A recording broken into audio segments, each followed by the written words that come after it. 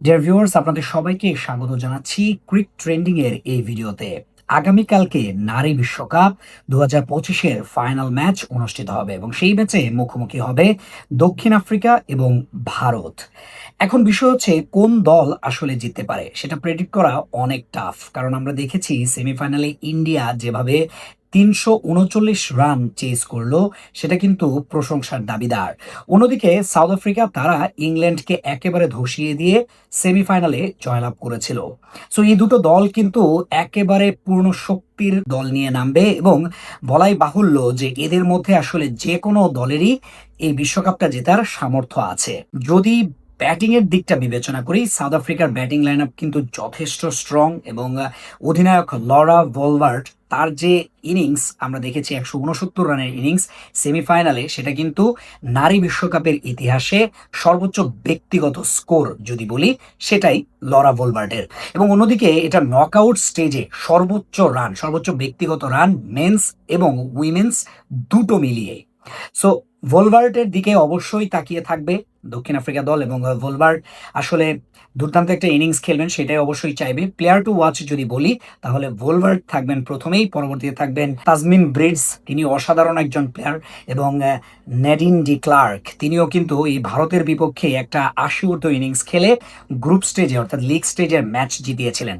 So definitely এই তিনজন player দিকেই কিন্তু অনেক বেশি ভরসা করবে দক্ষিণ আফ্রিকা দল। এবং আমরা যদি ইন্ডিয়ার ব্যাটিং লাইন আপের দিকে তাকাই তাহলে সেটা বলতে হচ্ছে স্মৃতি মান্ধানা, তিনি কিন্তু টপে আছেন অর্থাৎ লিডিং রান স্কোরারের একেবারে ২ নম্বর পজিশনে আছেন। ১ নম্বর পজিশনে লরা ভলভার বা ২ নম্বর পজিশনে ৩৮৯ রান তিনি করেছেন স্মৃতি মান্ধানা ৮ ম্যাচ খেলে। অন্যদিকে লরা ভলভার্ট তিনি ৮ ম্যাচে ৪৭০ রান করেছেন, একেবারে ধরাছোঁয়ার বাইরে।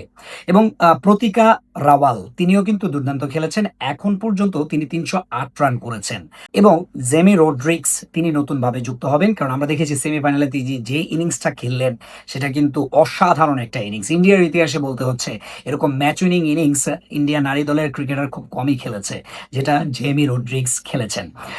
সব ম্যাচে যে ভালো করবে বিষয়টা এরকম না, বাট অবশ্যই এক্সপেক্ট করবে ইন্ডিয়া নারী দলের টিম ম্যানেজমেন্ট এবং ইন্ডিয়া নারী দলের প্রতিটি খেলোয়াড় জেমি রোড্রিক্স আবারও একটা ম্যাচ উইনিং নক খেলবেন। এবং আমরা যদি বোলিং এর দিকে যাই তাহলে কিন্তু ঠিক ২ নম্বরে আছেন ভারতের দীপ্তি শর্মা, তিনি ১৭টি উইকেট পেয়েছেন এবং শ্রীচরণী তিনি ১৩টি উইকেট পেয়েছেন।